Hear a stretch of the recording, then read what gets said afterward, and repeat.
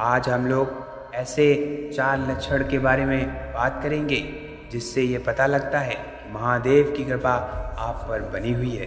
दोस्तों, भगवान शिव को देवों के देव महादेव कहा जाता है। ये समस्त संसार के कण कण में बसी हुई असीम ऊर्जा शिव ही है। शिव ही आदि है और शिव ही अनंत है।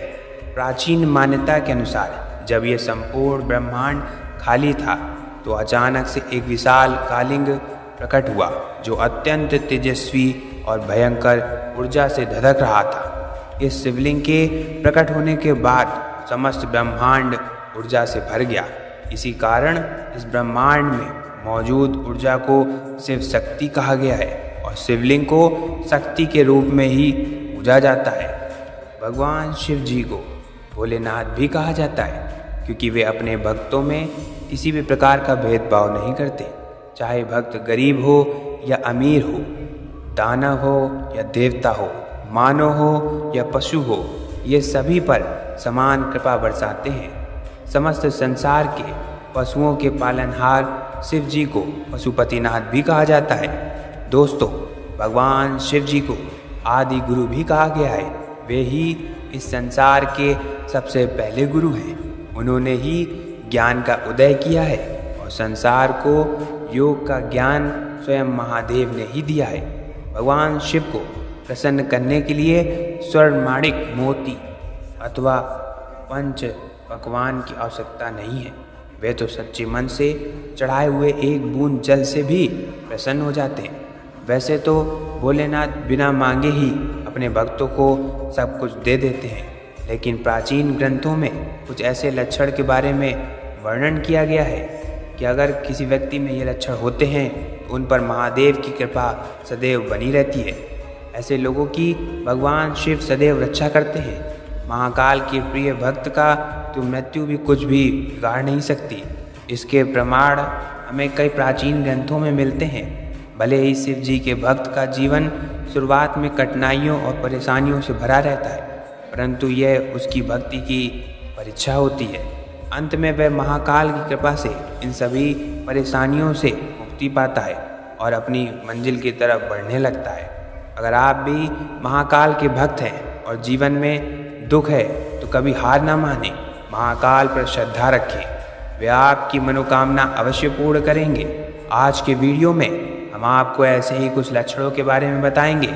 अगर किसी व्यक्ति में ये लक्षण दिखाई दे तो समझ जाएं कि महाकाल का उसके सिर पर हाथ है और जीवन में आने वाली हर मुश्किल का सामना करके अंत में सफल जरूर हो जाएगा।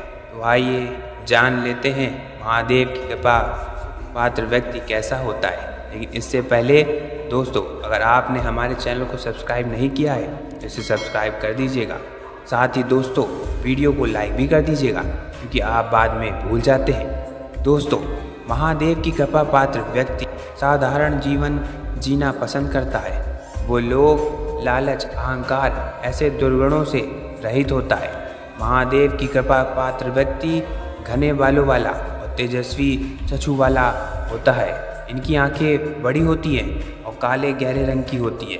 वो सभी को समान दृष्टि से देखने वाला और पशु प्रेमी होता है। महाकाल का भगत कभी किसी पशु को कष्ट नहीं देता और उनसे प्रेम करने वाला होता है। साथ ही ये लोग अत्यंत क्रोधी स्वभाव वाले होते हैं। जब किसी के साथ गलत होता है या इनको कोई अपमान करता है या इनके कार्यों में जानबूझकर बाधा उत्पन्न करने का प्रयास करता है तो इन्हें बहुत ही ज़्यादा क्रोध आता है, परंतु इनका क्रोध उतनी ही जल्दी शांत भी हो जाता है। क्रोध के आवेश में कुछ गलत ना हो जाए, इसी कारण इन्हें डर भी लगा रहता है। क्रोध आने के बाद ये दूसरों से ज़्यादा स्वयं को कष्ट देते हैं। परोपकार के लिए वृक्ष फल देते हैं, नदियाँ परोपकार के लिए बहती हैं, गाय भी परोपकार के लिए दूध देती हैं और महाकाल की भक्त परोपकार में ही लगे रहते हैं। ये सदा दूसरों की सहायता के लिए तत्पर रहते हैं। दूसरों को सुख देने के लिए ही ये परिश्रम करते रहते हैं। महाकाल के भक्त परोपकारी होते हैं।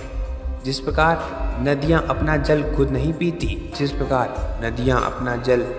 पीती, वृक्ष अपने फल खुद नहीं खाते और खेत में उगा हुआ अन्न अनाज खेत खुद नहीं खाता, उसी प्रकार महाकाल के भक्त अपनी मेहनत, अपने परिश्रम का फल सदैव दूसरों पर लौटाते रहते हैं। ये लोग दान करने में तत्पर रहते हैं, अपनी मेहनत की कमाई से दूसरों का पेट भरते हैं। पानी से भरे बादल आकाश में नीचे आते हैं और महाकाल के भक्त धन संपत्ति ऐश्वर्य सम्मान पाकर भी गर्विष्ठ नहीं बनते, सदैव विनम्रता से ही पेश आते हैं।